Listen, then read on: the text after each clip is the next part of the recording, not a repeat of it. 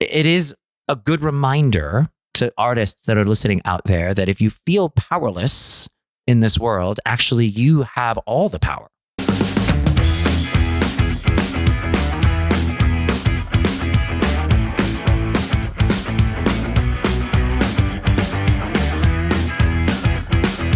Welcome to Had to Ask, the show where the people you love to watch open up about the parts of their story you don't usually hear. I'm Melanie Sutrathala, and each week I sit down with the artists shaping culture today to talk about the roles that changed them, the moments that nearly broke them, and everything in between. Today I'm joined by the incomparable Telly Leung, a Broadway leading man who you know from incredible shows like Aladdin, Rent, Allegiance, Godspell, and Glee. Telly is currently playing the Phantom in Masquerade, the immersive reimagining of the Phantom of the Opera. Today, we talk about what it means to step into that kind of legacy, learning how to be a leading man, and audience members touching his cape. Let's get into it. You have been such a mainstay for me in Broadway because you're a hot-ass leading man who is also an Asian man. Yeah. And hello, we need more of that in the world. So, God bless you. Yeah. And a full head of hair. I mean, thank you. Look at that full head of hair. Just zoom in. I guess I have my parents to thank for the hereditary full head of hair. It's good. Thank you, parents. But I think the Asian leading man thing, I think I stand on a lot of shoulders of other people who've sort of done it before me, So and I'm thinking of the ones that I got to work with really personally, like B.D. Wong. I think of B.D. Wong. I think of Jose Lana. I think of our friend Paulo Montalban, who was, he was on my television as a kid before I had any dreams of doing anything in show business. He was Cinderella's prince to Brandy and to Whitney Houston's godmother, so a fairy godmother. I was like, that is iconic and representation in the biggest way. And I think probably subconsciously because of someone like Paulo, I was like, oh yeah, sure. I could step into the shoes of a Broadway leading man someday. But, had there not been the Paulo Montalbans in the world, I don't think I'd be doing it, Stop it. That is so sweet and lovely. And what's amazing is that I know people are looking at you and going, if it wasn't for the Tellys. Yeah, it is daunting to think about that sometimes, for sure. But I don't know. I really believe in showing up. I do a fair bit of teaching now as well. And I've guest directed at a lot of universities. So I'm always working with this upcoming generation of artists, and the next crop of people that are coming through that are the next Telly Leungs and Paulo Montalbans, and my biggest lesson to them that I impart to them is just show up, because that is actually in little ways, brick by brick, you chip away at the lack of representation by actually being the representation and just showing up. And I also tell them, I say, listen, you can read a Playbill bio and see the many credits I've done. And probably for everything I've done on that Playbill bio, there's 100 jobs where I just showed up to the audition and didn't get, or I showed up to my living room to self-tape myself and I didn't get. And that's part of it too. You sort of have to get through all those no's to get to the things that you get to put in your Playbill bio. I think every no gets you closer to a yes. That being said, when you're in the middle of it. Oh, I mean, I still, to this day, I've been doing this now for, I don't know, my first Broadway show was 2002, but my first equity show was in 2000. So I've been doing this for 26 years. And every job, I think there's a little voice inside of me that says, okay, this is your last job ever. Even though I have a track record of 26 years of doing this, something always comes along. I haven't quit yet. I'm still here. You know what I mean? So but somehow there's always that little nagging voice that says, well, why you? Why should anybody pay attention to you or give you the gig? This is your last gig. You got really lucky for 26 years, but this is your last one. Always. It never ends. It never ends. And I've talked to actors who've done this, for even longer than I have. And they go, oh yeah, honey, that never ends. You'll be in your 50s or 60s. You'll still be saying the same thing. Yeah, absolutely. What a wild thing, because you have had such a phenomenal career. You've had Aladdin, of course, yeah. Allegiance, Rent, Glee. Mm-hmm. We love the Glee of it all. And now you're in Masquerade. There's so many things. And I think it's I think part of that feeling that this will be my last is what a gift it is to do what we do. Yeah. The fact that we get paid to do these things. That's right. What? Did you ever have a 9 to 5? Did you have one of those? I did when I was in college, and I grew up in New York. So when I was in college, I said, I'm going to take one summer and I'm not going to audition for any summer stocks or anything like that. I'm going to go back to New York City, and dance was always my weakest of the musical theater disciplines. So I said, I'm going to go to New York City. I'm going to get a job, some sort of temp job. And I did a data entry job at some fashion company. I don't even remember the name of it anymore, but they sold swimsuits, and I had to like scan in pictures of swimsuits and put them in a database all day long. And I said, I'm going to take that money that I make from this, office job and take dance class at Broadway Dance and suck. Like, I'm going to go to dance class and be terrible. I'm going to take classes that are like advanced classes that I should not be taking and stand in the back and be sort of terrible. And that's okay. And it was I learned a lot that summer. I learned a lot about myself, but I also learned a lot about, I also learned about a lot about show business isn't everything. And that, I sort of taught myself at like age 19 when I had my own sort of job. I was like, right, like I can make money that's not singing and dancing. There's many ways I can make money that helps support the thing that I want to do.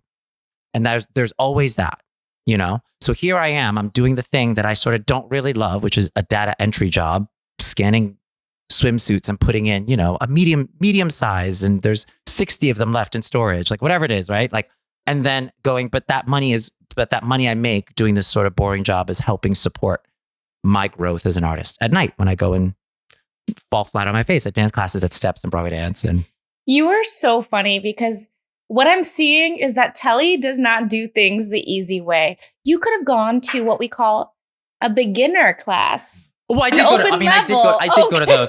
No, I did go to those, but I also said, listen, I have a summer where I really want to feel good enough and confident enough to go and audition for all those big summer stocks, the Muni and Music Theater Wichita and West Virginia Public Theater and Pittsburgh Civic Light Opera, like all these great theaters. I want to be able to audition for them, but feel confident as an auditioner. And I said, so I did take beginner classes, but I also said, I'm also going to take some classes where I know I'm going to fall flat on my face. And I think that's part of it, Oof. So I have, and in some ways taking those classes way beyond sort of my level, but it also gave me like a good goal. Like one day I will nail this. One day I will feel comfortable in this class, I love that. Do you cold plunge? I don't cold plunge. I've tried it. I've tried it at like the Korean spa when they have like the warm bath and like the cold one. And I'm never in there longer than like a minute. I can't, but I have heard that it's like a muscle, right? Yeah. Of like, there's something to doing the things that are hard. Yes. And continuously doing it. There are certain things that I have in my life where I continue to throw myself at it, and it is scary.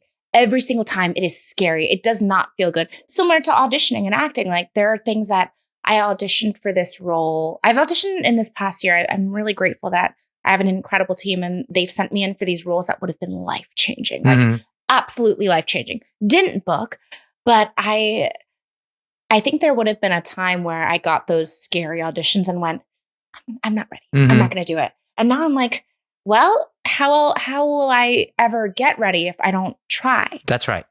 And the act of going, okay, I know this role is very combat heavy, or this role requires me to have this level of physicality. Okay, what can I be doing to train for these? So maybe I'm not ready for this now, but how will I be ready when the next time comes along? And I love the idea of actively pursuing the things that are really scary. And uncomfortable. We don't grow unless we're uncomfortable. No. And I think the quicker we can sort of accept the fact that discomfort is part of it, that learning anything, discomfort is part of it. And I'm much older than you. So I don't know about that. I'm 46. I'm very open about my age. So like, I'm 46. So I'm older than you. And just so I've realized, the older you get, the less you want to be uncomfortable, because you're very settled in your ways and you go, this works. And I don't really want to. However, if you're going to make a career of being an artist, and if you're going to continue being in the arts 46, 56, 66, you have to get yourself really comfortable with being uncomfortable. That's just part of the game. When you first auditioned for a big old Disney musical, sure, and there weren't a lot of people who look like you, obviously there was like Paolo, and there were a few people here and there. How did you get brave enough to go, what if it could be me? You know what's interesting? I mean, you're talking about Aladdin, right? Mm-hmm. So Aladdin was my 7th Broadway show. So at that point, I think people sort of knew who I was, but I'm not sure if people knew that I could carry sort of leading man duties until really Allegiance in 2015. That was really the first time that I was a leading man on Broadway.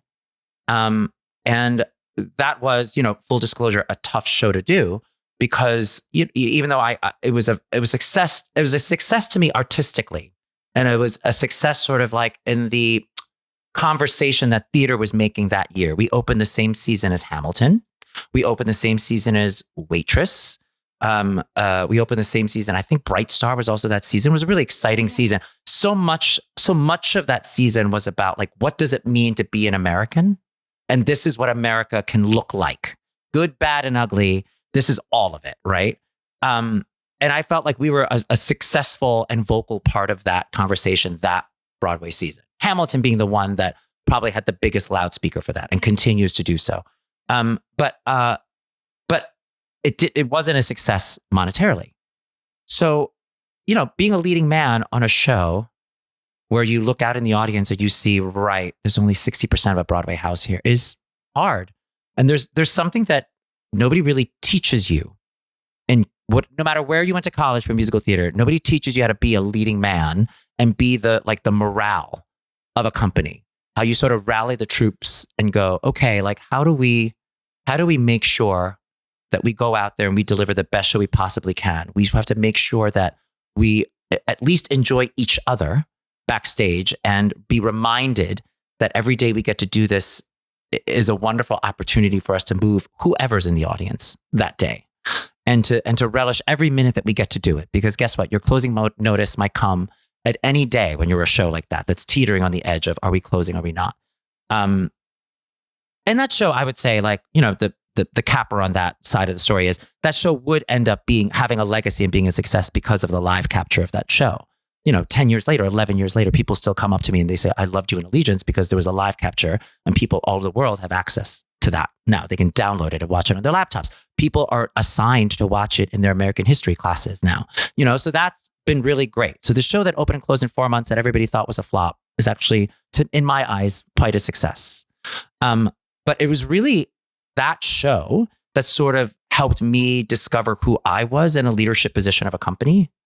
And I was told when I auditioned for Aladdin that they called directors on my resume and they said, hey, and at the time, Aladdin was losing 2 very big positive energies in their company. They were losing Adam Jacobs and James Monroe Iglehart, who is Mr. School Spirit, right? He's perfection. I love him. Right. And when he left and when Adam left, they were like, ooh, we need like a leader at the New Amsterdam. We need a person. And they said, there's a bazillion people that could play Aladdin on Broadway and that have the skills to do it. But who's going to like continue the really good vibes and the good leadership in this building? And they did. They called around people on my resume. So that's a good lesson for people out there that are doing this. Just know that every impression you make is an opportunity to make a good impression. And to always put your best foot forward when you can, and just to treat each other with respect and kindness. Because you never know, especially when it comes to work, when somebody's going to call and ask about you. And I think I was ultimately told that's what really sealed the deal, because there were many, many people auditioned to replace Adam Jacobs in Aladdin. I mean, it's a dream many role. people would have been qualified to do it. And I think ultimately when they were putting me into the show, they said that was the thing that sort of sealed it, was that we knew that you were going to be a good like leader in the company. And I said, yeah, that I can do. I said, leading a Disney show that is still running on Broadway now, that is a big success. That's, I said, that's easy. Nobody has to worry about their job, at the moment, but like leading a show where you're about to close and you're like, oh, I don't know. Like, are we going to make it another week? Like, that's harder. So yes, of course I can lead a show that's already a success that, that's nobody's worried about their job security. Absolutely. Easy to do. What a gift though. What an absolute gift. I feel like so often we meet people and we're like, oh my gosh, I adore you or whatever. But how rare is it to have that sort of connection where you realize that the reason people are bringing you in is because of the talent, of course, which I think you can teach a lot of talent, a fair amount of it, and train it. But you can't teach someone to be kind or hardworking or loyal or fun to be around. Or collaborative. Oof. I mean, all of that you can sort of train and bring an awareness to, but that is something that is part of someone's personhood, that it's either there or it's not. And I will say this, that, it's New York City, and everybody's talented. You get to the point where you come to New York City, and if you've sort of like saved up the money, and New York is a hard place to live. So if you're going to dedicate your life to being here and being in show business, your level of talent has to be pretty high your whole life for you to go, this is what I'm staking everything on to do this, right? In this very tough city to live in. And you quickly realize everyone's talented. So what's the other thing? You also start to realize that the other thing is the community and the tribe you build by doing this, and that sort of has become, even me, as actors, we are often auditioning for jobs, but we have to remember we are also auditioning the job. Right. Yeah. And, I won't name them on this podcast, but there are certain directors that I was like, I'm not auditioning for that person again, because life is short and I don't know if I want to spend 6 weeks out of town with that person making a show. And then there are some people that I go, oh my God, I would kill for the opportunity. It doesn't matter how little money I'm making. I would kill for the opportunity to be in a room with that person again to make a show, because it was such a gratifying, priceless experience that I don't care. I don't care what they're paying. I just want to be in the room. There's that full spectrum of that. And you start to realize, right, it's not even the thing that you're making. It's the people you're making it with that you start to gravitate towards. That's what I find in the 26 years now that I've done this, is that it's really the people. Absolutely. I feel so incredibly honored that we get to play for a living.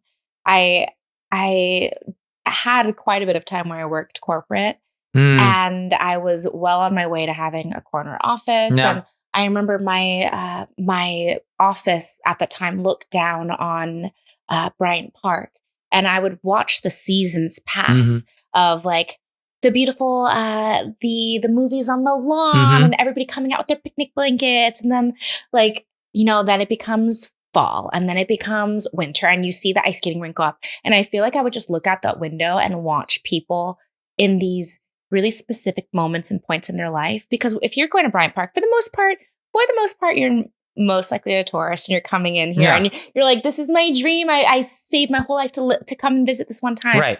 And I would look out the window and go, what am I doing? I'm just watching life pass me by. And so the fact that we get to do this and play and be surrounded with people who are so heart forward, and I know I cry at the drop of a hat, because I'm just like, this makes me so happy. Yeah. This is so beautiful. And what a gift that is, to be in a community where community is really celebrated and not seen as a negative thing. Yeah, absolutely. It's all about the community. All about it. When it comes to what we do, I always say this too, being a theater artist, it's art you can't make by yourself. A sculptor can walk into a room with a big piece of marble and, a couple of years later come out with a sculpture, and that's a lonely art practice, and a beautiful one, but that's not that's definitely not my kind of art. That's not what I'm interested in. I'm interested in making the art with other people, and that's theater. It really doesn't exist without other people. So, and an audience who is witnessing that art. So that's the other part of it too. The art doesn't really exist until there's other people witnessing that art in the moment that it's happening. And I think it's also, the art doesn't exist without people to witness it and take it in. Yeah. I mean, your career has been filled with so many things that strike such strong emotions, whether with the Aladdins, where it's joy and happiness and magic, literal carpet rides, and then the allegiances, and then the Rent, where people watch. I still watch Rent and go, I'm a mess. I can't watch Rent and be okay. Yeah. Because you see the people who you've loved and lost, and the people who should be here, or what friendship is. And, I think a lot about Jonathan Larson, and the idea that what a gift it is to be in a space where you create something that outlives you. I think that's the hope, right? That we don't just come on this planet and do data entry and put in these bathing suit sizes and then you leave. And you don't know. I guess that's the other part of it too. When I think about Jonathan, and Jonathan, tragically passing away the night before, the night of first, before the first preview, like at New York Theater Workshop, you're like, he would have no idea the impact that show would have. This is the 30th anniversary where, that of the show now. And it's that the show would still have this sort of impact 30 years later as a cultural phenomenon, as a touch point of theater history, like as a show that would be marked revolutionary and changing the art form. Like, I don't think he knew that. I think he just wrote from his heart. I think he was just taking it day by day and living each moment to each moment. I don't think he was living for like, I have to write the thing that's going to, live on for 30 years and 30 years beyond that. Like, I think he was Who could ever imagine that? I think he really just took the moment for what it was, And maybe that's a really great lesson for all of us that we never know. And we also, I think about that sometimes when I'm doing any show. I go, I really have no idea whose life I'm impacting in this moment. And that impact might hit right away. I mean, doing a show like Masquerade where people are inches away from you, you can feel right away. The proximity is so close that I can feel an emotional connection right away. But oftentimes when you're doing a show, especially a show like Aladdin, where you're at the New Amsterdam Theater, there's like people in the dark that you have no idea what sort of emotional effect you're having on them. And also when that emotional effect's going to hit. So they might, you might be doing a show. It might not hit them as the show is ending and as they're, as they're doing the curtain call and clapping for you. But like, what if they think about that show a week later and it inspires something in them? Like, you have no idea sort of what the effect that you've had, What a beautiful thing that is. And I think about your career and I think of the breadth of the work of, it is one thing to do something like Allegiance. And then there's another thing to do an Aladdin. Those are polar opposites. Yeah. And people take very different things from them. Right now, where I'm at in my life, I have a really hard time going to see something that is going to make me emotional in a negative way. Like I react so viscerally to it just because, not because I don't love that art, but because I don't have the mental capacity for it. So something lovely and sweet, think Boop. Right? Yeah, the totally. Boops, the waitresses, those things, the schmigadoons, those things right now feed my soul in a way that like is so delicious and fun. And then there are the shows that you go and see and they change your world and they change you. And what a gift it is that you've done a little of both. Yeah. And even the glee of it all, like the literal glee. Yeah. I think that there's space for both and we need both, like we are living in crazy times at this moment. And sometimes what you need is escapism. You need to literally go see a show where people escape into a world where all they do is sing and dance and they're in musicals. Like, so there is a place and a necessary place for a show like Schmigadoon right now. Oh. But then there's also theater that you need to see that also makes us, that's also life affirming too. That makes us realize, right, like I'm not going crazy.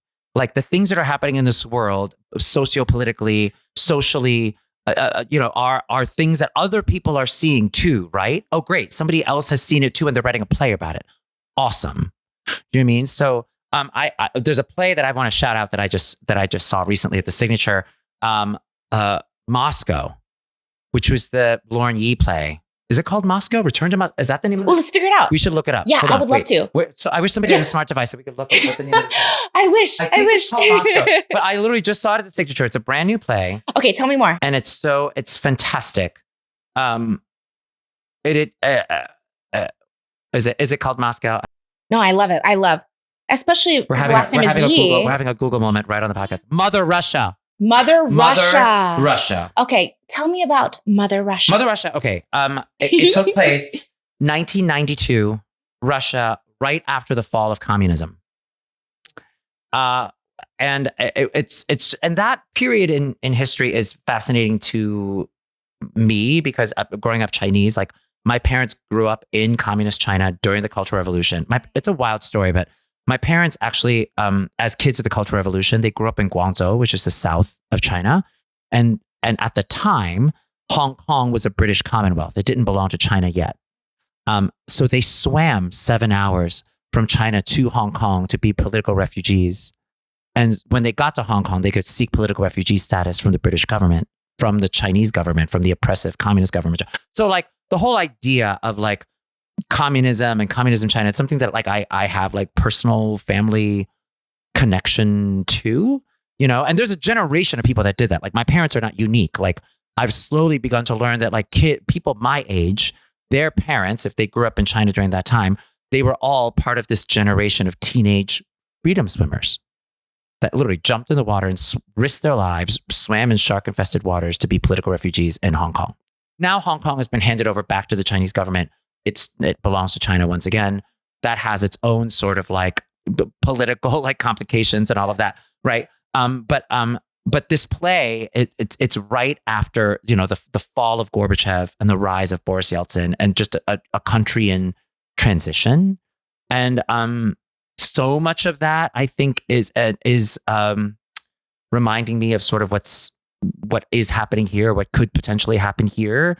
It also is there's also a wonderful character in it called Mother Russia, and basically she's like an embodiment of Russia, the country, but through like the years of history, through Tsarist history, through the kings and the queens of the all of that, through the rise of it's a fascinating play.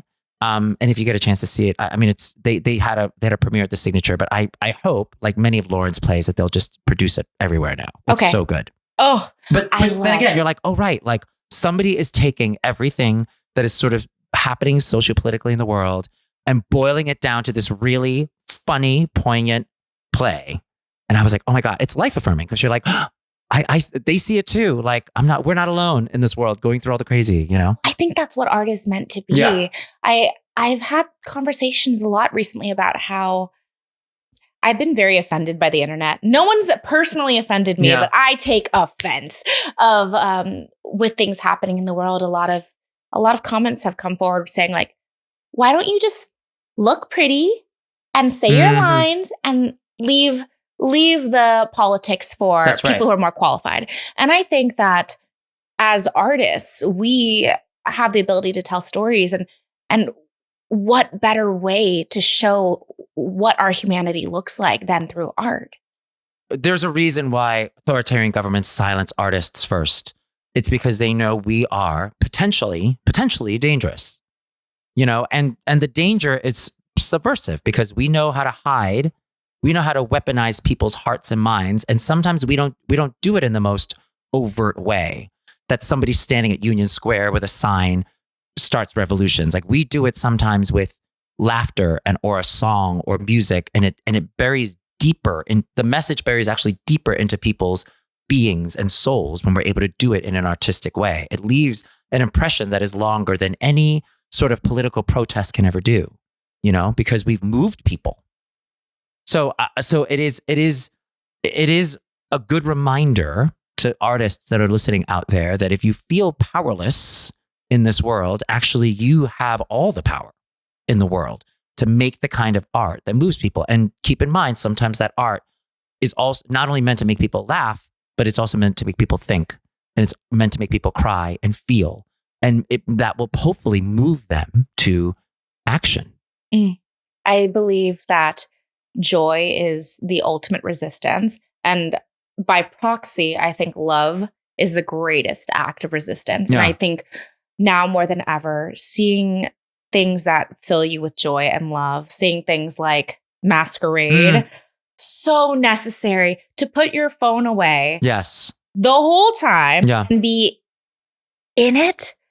Can we do a quick rundown for anyone who maybe doesn't live in New York City and have the absolute blessing to be able to go Masquerade? Can we do a quick rundown of what makes Masquerade different? Yes. Because it's incredible. Okay, so Masquerade is the immersive reimagining of the Phantom of the Opera, which ran on Broadway for 35 years. It's still running in London. There are productions all over the world.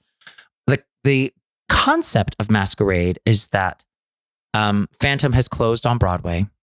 And the Phantom of the Opera himself is furious that the show ran for 35 years and he didn't get to tell his side of the story. So what he has done is he has taken over a landmarked building in New York City, Lee's Art Shop. He has completely gutted it from head to toe, and he has invited you all to a masquerade ball where there is a dress code. You're asked to dress in black, white, or silver. Your formal attire is encouraged for the masquerade ball. You can bring a mask, or we will give you a mask to the masquerade ball. You're given a glass of champagne and you're welcome to the party, right? And then this is his opportunity to not only invite you to the party, but to show his side, his version of this story that you know and love for the many, many years that Phantom ran on Broadway. So it's sort of, the whole thing is sort of told through his perspective and through his mind. Mm. And I think I have so many different thoughts. Yeah. Telly, you like, when you speak, little things spark in the best way. Number one thing that I am like just absolutely enamored with you about is I feel like you seem to gravitate to roles where your heart is very open and it is about like sharing light and like bringing people in. I feel in my mind, when I think of Masquerade, which is incredible, I think of the Phantom as someone who is very much someone who's closed off and shuts away and hides away. And what a beautiful juxtaposition of things to play in your career. People who pull you close and then people who push you away. And you understand why both things happen. There's a lot of, I am usually a heart on my sleeve, you know, and many of the roles that I've played have sort of have that, right? Like, you know, Sam in Allegiance, there's an innocence to him that gets very quickly taken away. But like, he starts the show that way. Angel in Rent, very much the glue that keeps that family together, heart on her sleeve. Aladdin, you know, it doesn't get more bright-eyed than a Disney prince, right? But there's something about the Phantom, and when you come to Masquerade, you sort of get a little more of Eric's backstory and how he became who he becomes, this mythic Phantom of the Opera. You get sort of like, he is a human being. He's not a ghost. He's not a mutant. He's not a vampire. He is a human being under that mask. And you sort of start to understand his humanity. You also understand that like the way he's dressed in the tuxedo, the mask, all of that, that is the shell that he has now put on in order to survive in the world he's being brought up in. You know, because underneath that is something that is primal and animalistic and feral. And I think that like there's a, you know, as in Phantom of the Opera, there's a moment where that mask literally gets ripped off his face. And that's a whole different unleashing of a person. But because of the way we do Masquerade, which is, it is very intimate, you know, I am performing the Phantom of the Opera every night for 60 people and 60 people max. That's it. Those are the people that come along with me on this fabulous ride for 2 hours and 15 minutes, right? It is so intimate and we are so close together that you there's no sort of like thinking about stage-worthy acting or trying to sing something to the very back row or making sure people get it. Like, you just have to be. It's very much camera. I feel like I'm camera acting most of the time. Yes. You know, I feel like the 60 people in the room have 60 cameras on them and I'm doing a close-up for each one of them and that they're in the room with me. So there's no need to like push or quote unquote act at all. You just have to be. You just have to know what the moment is and be. And for a musical theater actor that does a lot of stage, you have to exercise a lot of restraint and a lot of holding back of sort of everything that you want to feel and express. But the holding back is part of who he is. He has to hold all of that back because if the mask ever gets ripped off, if the tuxedo ever comes off, the real part of him, the real frustration, the real anger, the real trauma, all of that floods out. And I think you get that at the, you know, when his mask is off at the end of the show, that's the side that you see. One thing that really pulls me in with Masquerade and specifically you as Phantom is when you're on a traditional stage, unless it's like unless you're like in the round and like because of the way things are lit, what is wild is with what we're doing, with what you're doing in Masquerade is you can see us watching you. Yes. And there was one moment where you came in onto this like balcony and like your cape was like swept over my leg and the woman to your, so you're in the middle and I'm on your left and a woman's on your right. And she was like touching your robe. She's like, how is this happening? This is incredible. It is a journey. Yeah. It is a journey where I think that's one of the things that makes Masquerade so special is you feel like you're in the middle of it. You're in it. You feel everything. You're close enough to touch our cape. Yeah, you're in it. I mean, I was touching your cape. I didn't want to. And I was like, oh, yeah, nice you're in. though. You're absolutely in it with us. You can, you know, you're close enough to the chandelier to touch it. You know? I mean, incredible. Yeah. What is wild is Masquerade is absolutely incredible. And you are phenomenal. Oh, at it. thank you. No, you are. And you're also sharing this leading man role with 5 other humans. How do you do that? Well, when we all were cast in it, we had no idea how this was going to work, but we all, and I'm talking about the original 6, Phantoms. All of us sort of said yes because we were excited by the prospect of working with Diane Paulus. We're excited by the prospect of making something new and playing this role, right? Because we know the role, we know the gorgeous songs and the music and but to create it in this way, we were all excited by that. Now, when we were rehearsing the show, Diane can only stage 1 Phantom and 1 Christine at a time. And by the way, there are 6 Phantoms and 6 Christines. So for anybody considering coming to see Masquerade, when you go to the website to buy tickets, you will see that you have to select an entry time. Every entry time is a different cast of the show. So, that means that I will only be performing at one of those entry times. Now, I encourage you should go to all the entry times because, I'll speak for the Phantoms. The original Phantoms, we ranged from age 30 to 61. I fell somewhere in the middle of that. We are all completely diverse racially, and we're also diverse as far as voice type and body type, So really, when you buy a ticket for the show, you are going to see a very unique interpretation of it. You're still going to see Masquerade the show, but how we do it and our specific chemistry with our Christines is completely different.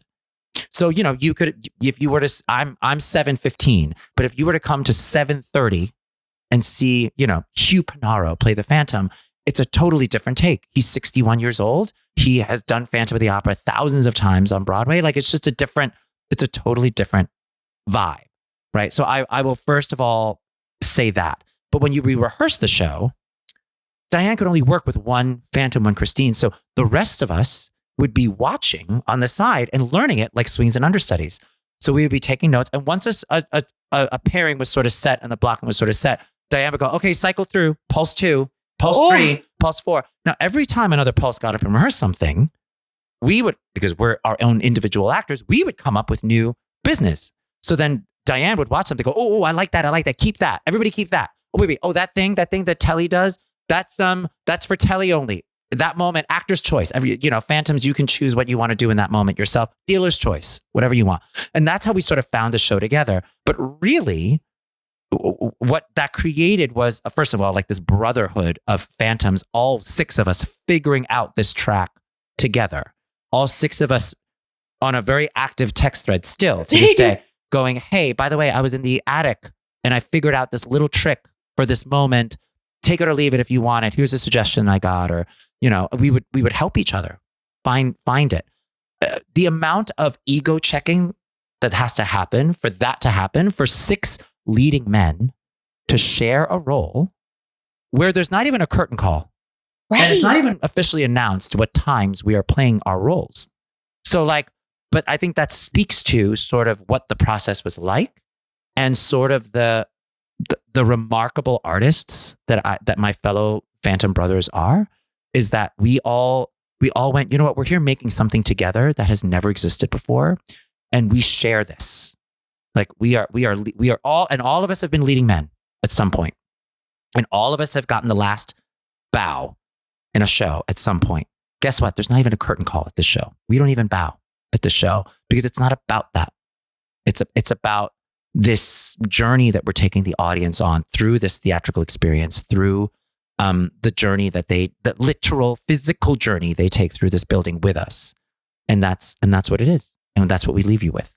And it is my performance, which is very individual to me, but I feel the hands of all of my fellow Phantom brothers on my performance. And I think they would say the same, that we've all, gratefully stolen from each other lots of tricks. And that even though there's something very individual about mine, there are pieces of everybody's in mine for sure. Because I've stolen from all of them because they're too brilliant to not steal from. And I have to get over myself. That was a great idea. I'm stealing it. It's great.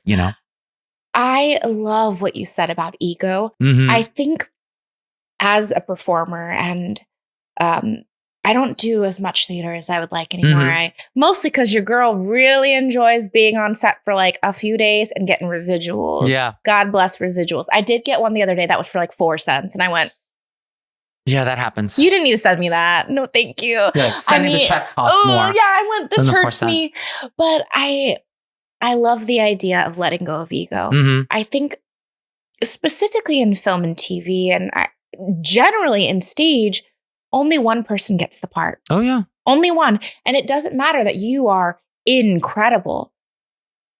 Someone might have been in the part for 5 years and they don't want to leave. So it doesn't matter how good you are. Uh-huh. And it can be very hard to let go of the ego of, but I'm better. Or, oh, but I've worked harder. Or I've earned it. Or I didn't come from a family lineage of everybody handing things down. So the fact that there cannot be ego with Phantom. You actually can't. In Masquerade, it doesn't really exist. It's a full company. And that includes, I think, every Phantom who is like the leading man of that show. But we know our show is 2 hours and 15 minutes.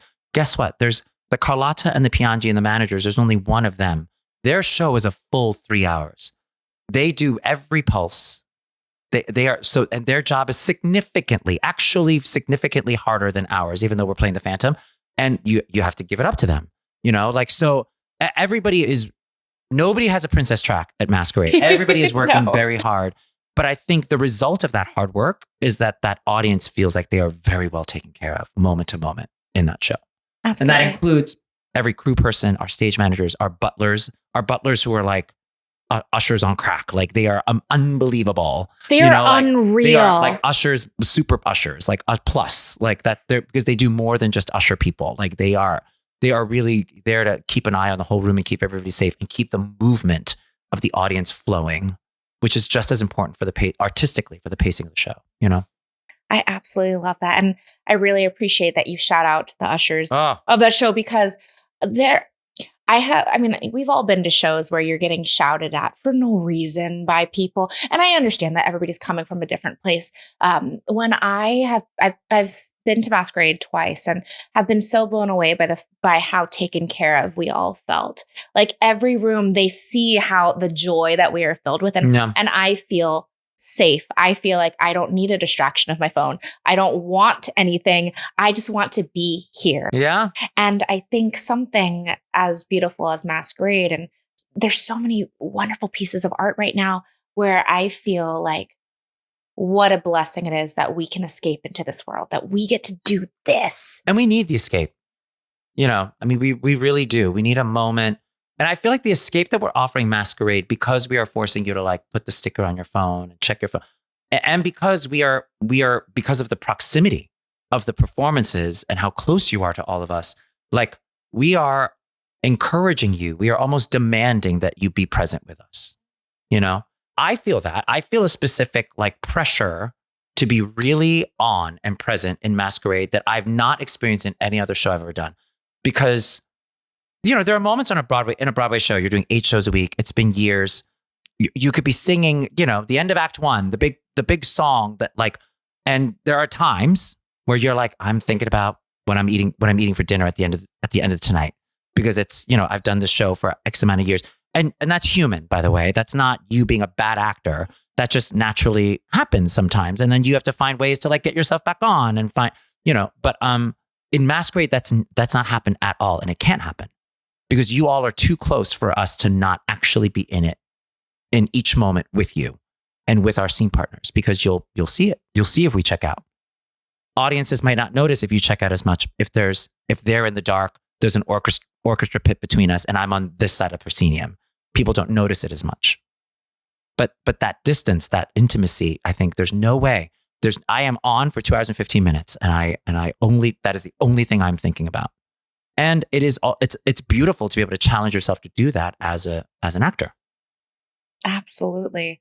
And I feel so much like Masquerade is like the Olympics. I think it's like the Olympics, because when it's time for the Olympics, you have trained for so long for this 15 seconds or 30 seconds, and that's what you'll be judged on.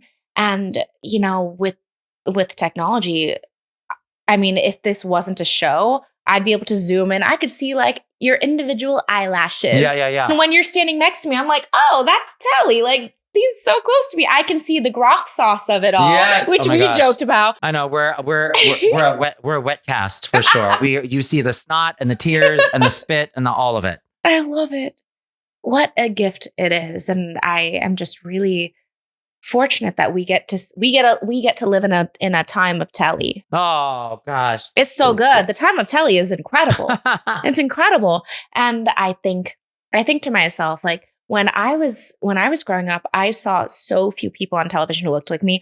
I remember that so many people would be like, "Have you watched Breakfast at Tiffany's? Breakfast at Tiffany's is incredible." And one of the first things I watched was that Mickey Rooney scene. Yeah. And I was little and I went, this is what people think of people who look like me. Yeah. This is insulting and horrible. And so now I saw it that one time and I will never watch it again. Obviously, times have changed. Things are different.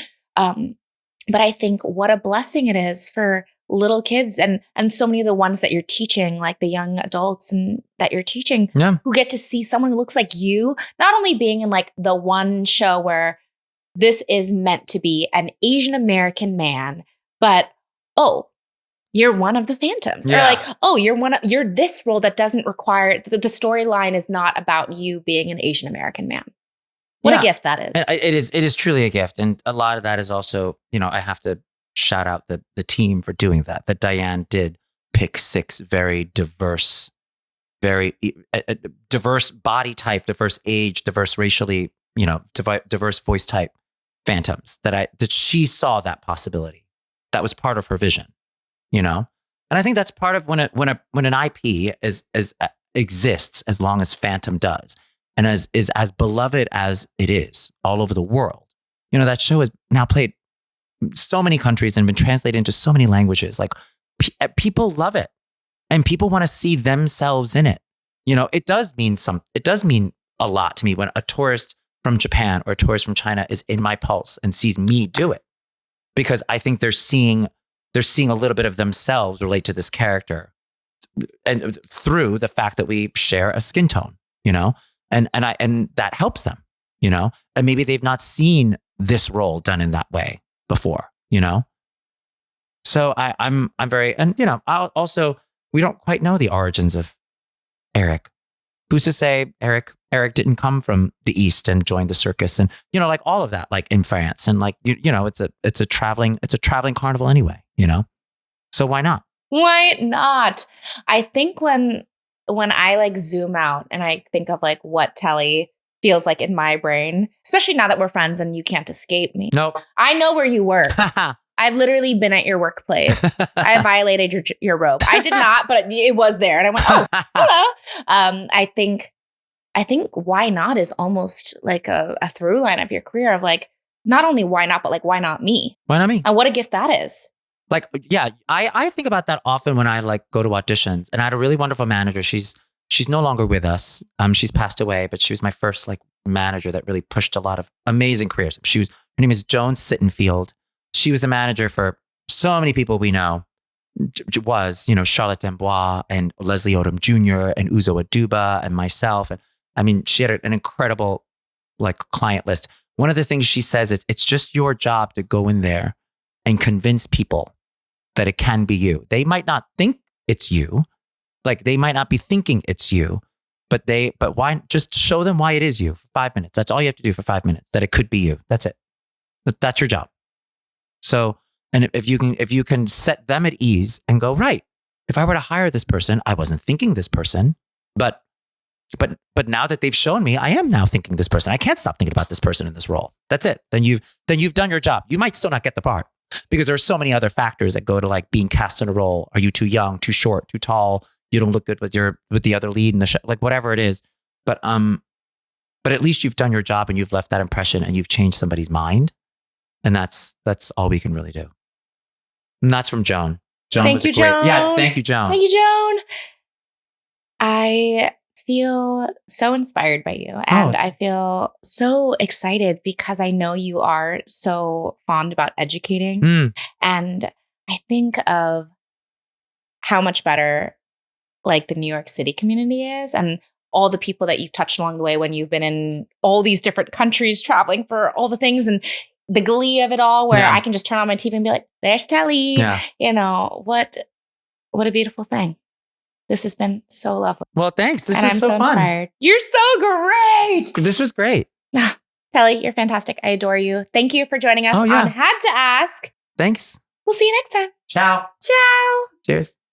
You have so much wisdom in your brainy. You've been listening to Had to Ask, executive produced by Joseph Loper and me, Melanie Sutrathada. Filmed on location at the beautiful Thompson Central Park in New York City. If you loved this episode, make sure to follow, subscribe, and leave a rating. It helps the show grow and gets us one step closer to world domination.